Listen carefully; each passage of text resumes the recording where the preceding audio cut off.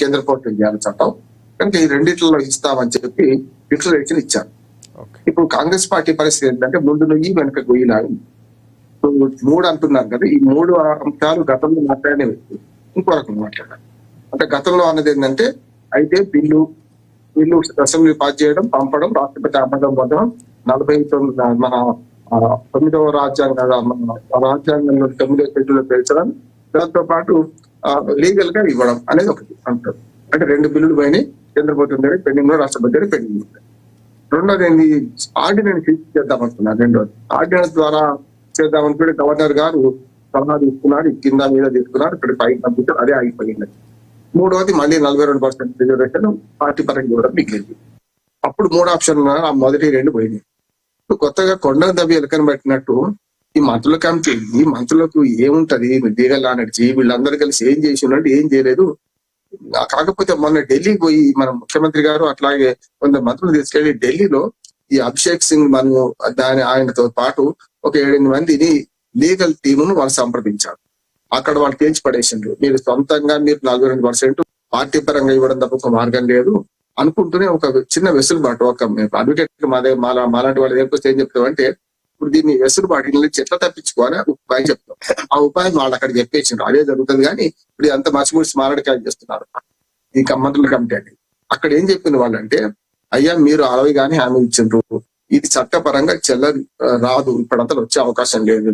మీరు ఏం చేద్దామంటే, రాష్ట్రపతి దగ్గర బిల్లులు పెండింగ్ లో ఉన్నాయి కదా, 3 నెలలు దాటితే 3 నెలలలోపు నిర్ణయం తీసుకోవాలి ఏదైనా అని చెప్పి సుప్రీంకోర్టే మొన్నటి సూచన చేసింది కదా, అది ఆల్టర్ అనొద్దు. కేంద్ర ప్రభుత్వానికి అట్లాగే మనకు రాష్ట్రపతికి గవర్నర్ కి సలహా ఇచ్చింది, మీరు కనీసం 3 నెలల లోపల తొందరగా పరిష్కరించండి, మీ దగ్గర బిల్లులు ఎందుకు పెండింగ్ పెట్టుకుంటారు, అయితే తిప్పి పంపండి, లేకపోతే ఆమోదించండి, ఇష్టం మీది, ఆమోదిస్తారా తిప్పి పంపుతారా. ఏది ఫిరాయింపు ఎమ్మెల్యేలు కూడా అదే అన్నది, ఫిరాయింపు ఎమ్మెల్యేల మీద మనకు స్పీకర్ కి ఇచ్చింది ఆర్డర్ కాదు, కేవలం సూచన మాత్రమే. రాజ్యాంగ వ్యవస్థను గౌరవించి అటు రాష్ట్రపతిని గవర్నర్ కి ఎట్లా సూచన చేసిందో ఇక్కడ కూడా చేసింది. ఇది చెల్తదా చెల్లదా అనే దాని మీద వివాదం నడుస్తుంది. రాష్ట్రపతి స్వయంగా అభిప్రాయం కోరింది ఏది సుప్రీంకోర్టు ఏమని, మీరు 3 నెలల గడువు పెడుతున్నారు, మరి గడువు అనేది మీరు విధించవచ్చా మా మీద అని రాష్ట్రపతి రాసిన లేఖ మీద నడుస్తుంది ఇప్పుడు అక్కడ సుప్రీంకోర్టు. కనుక ఏం చేస్తున్నారు, ఇప్పుడు సుప్రీంకోర్టుకి వెళితే ఏది 3 నెలల గడువు సరిగ్గా September 7th 6th అయిపోతుంది. ఇప్పుడు మనం ఇక్కడ నుంచి రాష్ట్ర అసెంబ్లీ బిల్లులు పాస్ చేసి దాన్ని చట్టంగా మార్చుకొని రాష్ట్రపతికి పంపించారు. అది 3 నెలల కాలం ఉన్నది, ఇంకొక 10 రోజులు ఉంది. ఈ 10 రోజుల లోపల కనుక వారు ఆమోదించకపోతే దీని మీద న్యాయ నిపుణులు ఢిల్లీలో చెప్పిన విషయం నాకు దగ్గర మిత్రులు చెప్పింది ఏంటంటే, దాని మీద సుప్రీంకోర్టుకి పోతుంది ప్రభుత్వం. పోయేదాకా చెప్తలేదు, ఎందుకంటే సుప్రీంకోర్టులో కేవీటీ ఎవరైనా కనుక ముందస్తుగా కనుక పోతుంది. పోయినప్పుడు ఏమైంది, సుప్రీంకోర్టులో పెండింగ్ లో ఉంటుంది పిటిషన్. సుప్రీంకోర్టు రిజిస్టర్ నంబర్ అయితే చాలు కదా, ఇంకోటి ఏం లేదు, ఆమోదం చేయాల్సిన అందరం లేదు, రేపు తీర్పు రావాల్సిన అవసరం లేదు. అది ఉపాయం చేసుకొని అక్కడ సుప్రీంకోర్టులో కేసు వేసిన, మరి రాష్ట్రపతికి పంపి 3 నెలలు అయిపోయింది, ఇంకా ఆమోదించలేదు, మరి ఏం చేయాలి మహానుభావ అని మళ్ళీ హైకోర్టులో వేస్తారు. హైకోర్టు 30వ సెప్టెంబర్ అన్నది కదా, ఈ నెలనే ఉంది టైం, కరెక్ట్ గా 28 వచ్చే September 30 నెల రోజులు మధ్యన. ఈ 30 రోజుల లోపు ఆ మెడ మీద కత్తి పోవాలంటే సుప్రీంకోర్టు పిటిషన్ వేస్తారు. వేసి ఏం చేస్తారు అంటే, అయ్యా మరి పిటిషన్ పెండింగ్ లో ఉంది, ఏం చేద్దాం చెప్పండి అని ఇక్కడ అంటారు. రెండోది, వాతావరణ స్థితిలో అనుకూలిస్తే వరద వచ్చి చెరువు కట్టలు ఉడకపోయినాయి, అల్లకల్లం రాష్ట్రం అల్లకల్లలో ఉంది, ఇది కూడా ఒక కారణం చూపెడతారు 30 సెప్టెంబర్ లో జరపకపోవడానికి. ఇవన్నీ చేసి మొత్తం మీద ఎన్నికలు వాయిదాకు హైకోర్టు నుంచి మళ్ళీ ఒక టైం గడువు తీసుకోవడానికి అవకాశం ఉంటుంది తప్ప ఇంకోటి ఏం లేదు.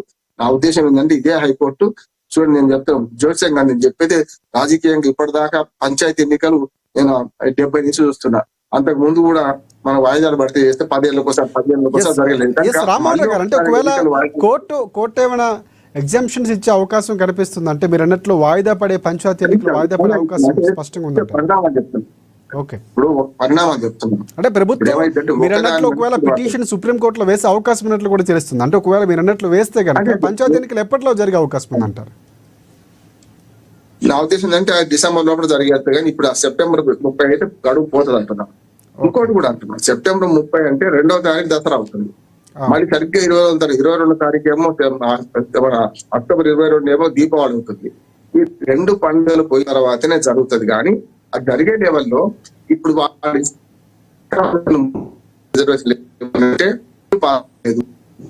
దాని మీద ఏం చేస్తారంటే, సుప్రీంకోర్టు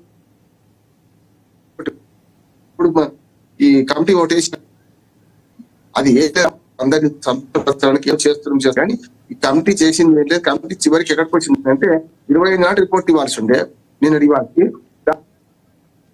దాని ప్రకారం రిపోర్ట్ ఏం చేసి పడ్డది.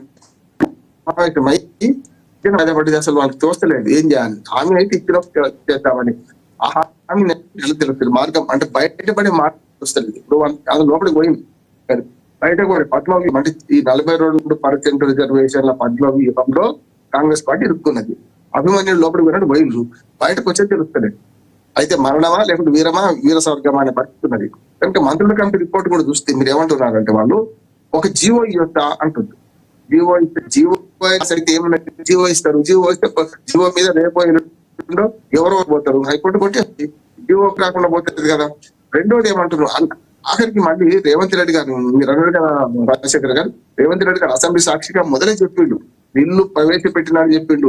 ఈ బిల్లు కనుక చట్టం కాకపోతే మేము 42% రిజర్వేషన్ పార్టీ పరంగా ఇస్తామా అని అంటున్నాడు. మిగిలిన ఒక్కటే మిత్రం, ఆ మిగిలిన అవకాశం ఒక్కటే ఉన్నది. అది ఇస్తే మాత్రం ప్రతిపక్షాలు గ్యారంటీ వ్యతిరేకిస్తాయి. ఇప్పుడు మీరు పార్టీ పరంగా ఇస్తా అన్నారా, రాజ్యాంగ పరంగా ఇస్తా అన్నారు రిజర్వేషన్లు. మీరు రాజ్యాంగ పరంగా ఇవ్వకపోతే పార్టీ పరంగా ఆ సీట్లలో ఎప్పుడైతే 22% దాటి ఏవైతే మీరు ఇస్తున్న రిజర్వేషన్ మిగిలిన అక్కడ పెట్టాను నమ్మకం ఉన్నది ఏముందా నేను అప్పుడు దులాత్ గారు కూడా చేయొచ్చు, నేను చేయొచ్చు, మీరు చేయొచ్చు. బీసీ మాట ఉండదు. అది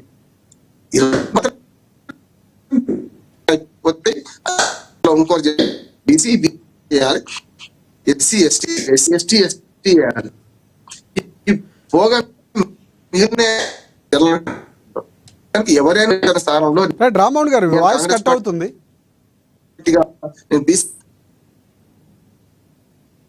రామ్మోహన్ గారు వాయిస్ కట్ అవుతుంది. ఒకసారి మనం కాంగ్రెస్ పార్టీ